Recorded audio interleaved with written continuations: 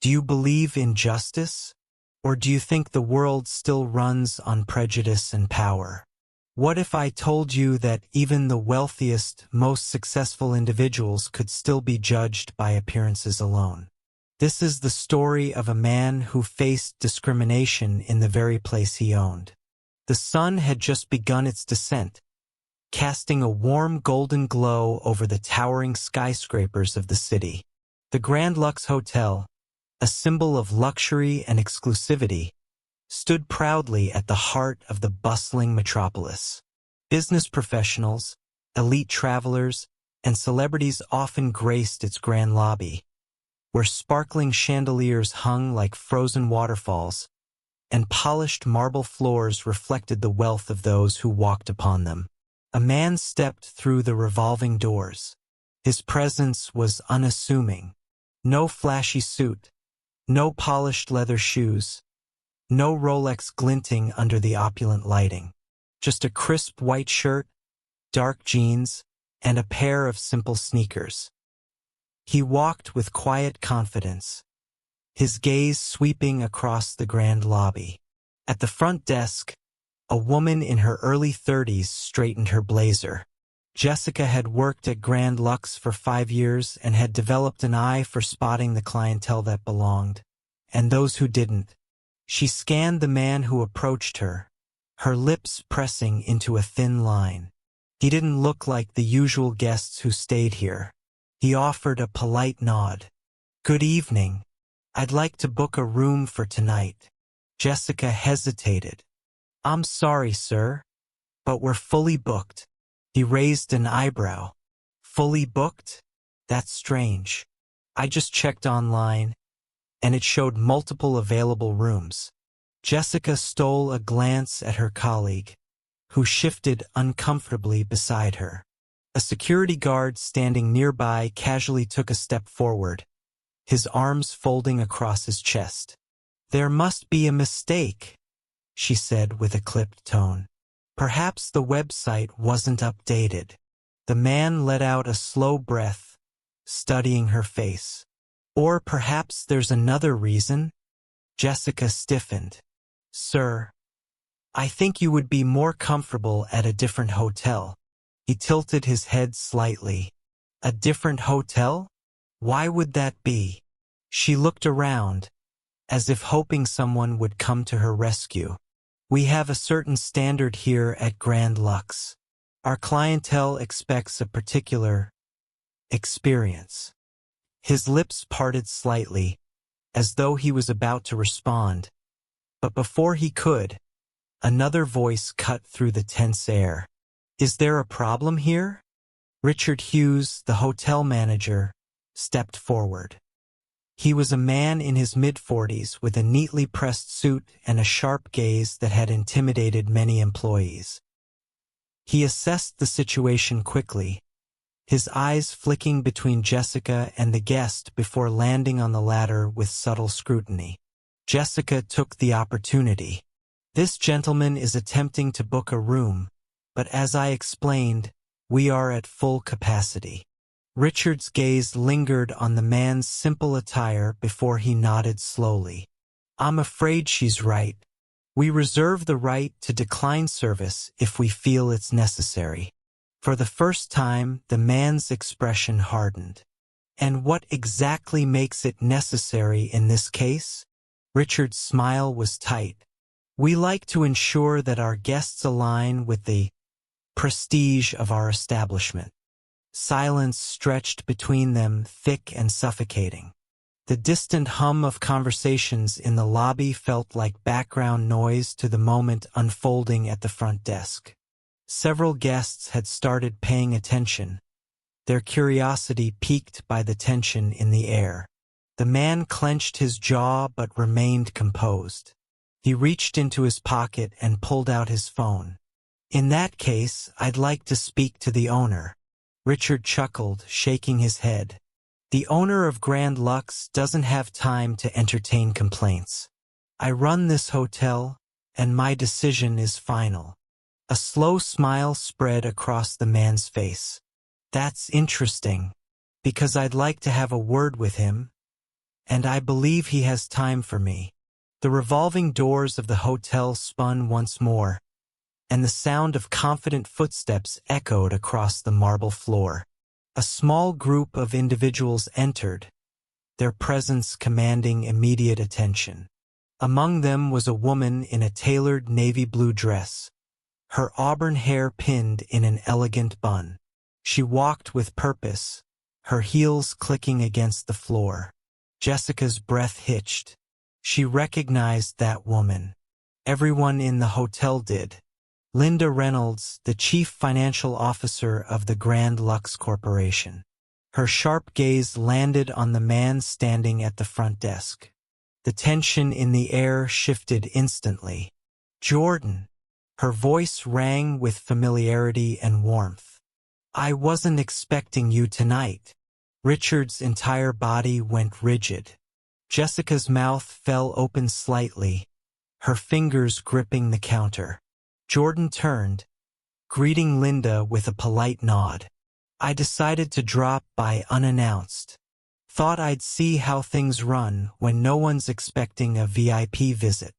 Linda blinked, then took in the way Jessica and Richard stood frozen, their expressions somewhere between confusion and dread. Her eyes narrowed. "Is there an issue?" she asked slowly. Jordan gestured toward the front desk. "Apparently, Grand Lux has a standard to uphold, and I don't quite meet it." Linda's sharp gaze snapped to Richard. "Would you like to explain?" Richard stammered. I wasn't aware of who he was." Jordan chuckled, shaking his head. "That's the problem, isn't it? You only treat people with respect when you know they hold power. But respect shouldn't be a privilege. It should be a given." Jessica visibly shrank, her face pale. Richard's hands trembled slightly, the weight of realization setting in. The whispers among guests grew louder. Linda took a deep breath, clearly trying to contain her own anger. "Jordan, what would you like to do?"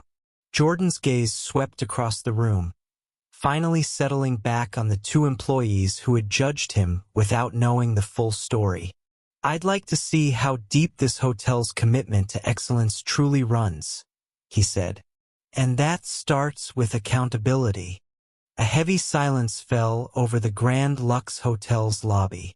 The marble floors, polished to perfection, reflected the shocked expressions of guests who had paused their conversations to witness the unfolding drama. Jessica's hands trembled against the desk, while Richard's normally confident posture slumped ever so slightly. The weight of their misjudgment hung in the air like an unspoken confession. Jordan took a step forward, his movements deliberate, controlled. The fire in his eyes, however, told a different story. He wasn't just a man seeking justice. He was a man proving a point. He looked directly at Richard. "Let me ask you something," Jordan said, his voice calm but firm. "If I had walked in here wearing a tailored suit and a Rolex, would you have treated me differently?" Richard hesitated, his Adam's apple bobbing as he swallowed. "Mr. Carter, answer the question," Jordan cut in. "Would you?" Richard let out a slow breath, then finally nodded. "Yes." Murmurs rippled through the crowd. Jessica's face lost the last bit of color it had left. Linda's arms remained crossed, her sharp gaze locked onto Richard like a judge awaiting a defendant's last statement. Jordan sighed, shaking his head. "That's the real problem, isn't it? People like you look at someone and decide their worth in a split second. Not based on who they are, but on what they wear, how they look, the color of their skin." Jessica's lips trembled. I didn't mean." Jordan turned to her, his expression unreadable. "You didn't mean to, but that's the issue. It wasn't intentional. It was automatic. And that's why it's dangerous." A long pause followed. The tension in the room was palpable. Even the faint jazz music playing in the background couldn't soften the sharp edges of the moment. Linda finally stepped forward. "Jordan, how do you want to handle this?" Jordan exhaled slowly, rubbing his chin. "I don't want apologies. I want change." Linda nodded, turning to Richard. "Starting today, every employee of Grand Lux will undergo intensive diversity and inclusivity training. This is not optional." Richard shifted uncomfortably. "Of course, we can implement." "You won't be implementing anything," Linda interrupted. "You're done here, Richard. You've shown that you don't have the judgment or leadership we need in this establishment. Effective immediately, your position is terminated." A collective gasp echoed through the lobby. Richard's mouth opened, but no words came out. He had spent years climbing the ranks of Grand Lux, and now, in mere moments, it was all unraveling. Jessica's breathing grew rapid. "Please, I don't want to lose my job." Jordan studied her for a long moment. "Tell me, Jessica, if I hadn't revealed who I was, would you have regretted your actions?" She hesitated. I don't know. "That's exactly why you need this training," he said. "You're not fired, but you will be held accountable." Tears welled up in her eyes, but she nodded, knowing there was nothing else to say. Linda motioned for security, and within moments, Richard was escorted away. Guests whispered among themselves, their eyes darting between Jordan and the remaining staff. Some were impressed. Others were embarrassed, perhaps recognizing their own biases in what had just transpired. Jordan turned back to Linda. "I want regular evaluations. I want to see a real shift, not just some corporate checklist." Linda smiled, a genuine expression of respect. "Consider it done." Jordan let out a deep breath, his shoulders relaxing for the first time since he had stepped into the hotel. The lesson had been delivered. Now it was up to them to learn from it. He glanced around one last time, meeting the eyes of those who had watched in silence. "Change doesn't start from the top," he said, his voice carrying through the room. "It starts with each and every one of us. It starts the moment we choose to see people as more than just appearances." With that, he turned and walked toward the exit, leaving behind a hotel that would never be the same again. The heavy glass doors of the Grand Lux Hotel swung shut behind Jordan Carter as he stepped out into the night. The cool evening air wrapped around him, carrying with it the distant hum of the city. The confrontation had ended, but the weight of it still lingered in his chest. Inside, the lobby remained unusually quiet. Guests and employees stood frozen in the wake of what had just unfolded. Jessica sat at the reception desk, her hands clasped together tightly as she stared at the polished marble surface, deep in thought. She had spent years working in hospitality, but tonight, for the first time, she questioned whether she had truly understood what it meant to serve others.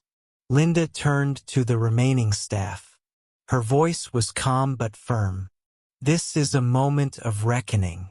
We do not brush this under the rug. We learn from it. We grow. Grand Lux will no longer be a place where discrimination goes unchecked." Some employees exchanged uneasy glances, knowing change was coming whether they were ready for it or not. Others, however, nodded in agreement, recognizing the necessity of what was being said. Meanwhile, Jordan stood by the curb, waiting for his driver. The night was alive with the distant sounds of car horns and city life. He looked back at the hotel one last time. He had come here to test the system, to see if it lived up to the values it claimed to uphold. What he had found was an institution built on unspoken biases, ones that had gone unchallenged for far too long. But that changed tonight. 2 weeks later, Jordan returned to the Grand Lux, but this time he wasn't alone. A group of diversity and inclusivity experts stood beside him, their presence signaling a new era for the establishment. As he entered the hotel, Linda greeted him at the door. "We've begun the training program. Employees are required to complete it before their next shift." Jordan nodded. "And Richard, gone. His replacement starts next week. Someone who understands what real leadership looks like." Jordan took a slow walk around the lobby. It was the same elegant space, but something felt different. There was an awareness in the air, an understanding that had not been there before. Employees made eye contact with guests differently now. Conversations carried a newfound sincerity. Jessica approached hesitantly. "Mr. Carter, may I speak with you?" Jordan turned to her. "Of course." She swallowed hard. "I wanted to say I'm sorry, not just for what happened that night, but for the mindset that led to it. I didn't think I had any biases. But I see now that just because you don't notice them doesn't mean they aren't there." Jordan studied her for a moment before offering a small nod. "Acknowledgement is the first step.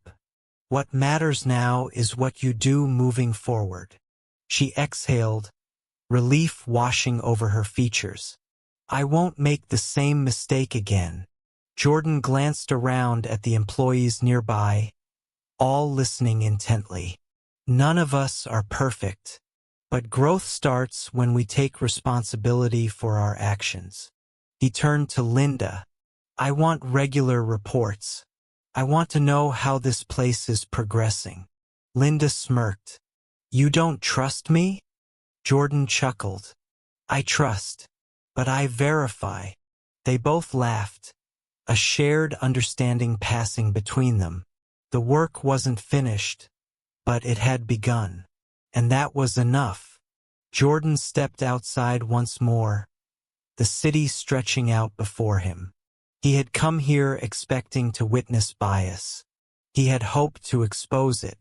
But more than that, he had wanted to create lasting change. And he had. Prejudice isn't always loud. Sometimes it's a quiet decision, an unconscious choice. It's refusing service because of an assumption. It's treating someone differently without even realizing why. That's what makes it dangerous. Because when discrimination becomes second nature, it's harder to recognize. But the good news? The same way prejudice is learned, it can be unlearned. And that starts with holding ourselves accountable. If this story resonated with you, if you've ever been in a situation where you felt unseen, unheard, or unfairly judged. Now, if you think this was an eye-opening moment, wait until you hear about the shocking encounter I had in my next story. Click on the next video because what happened there might just change the way you see the world forever.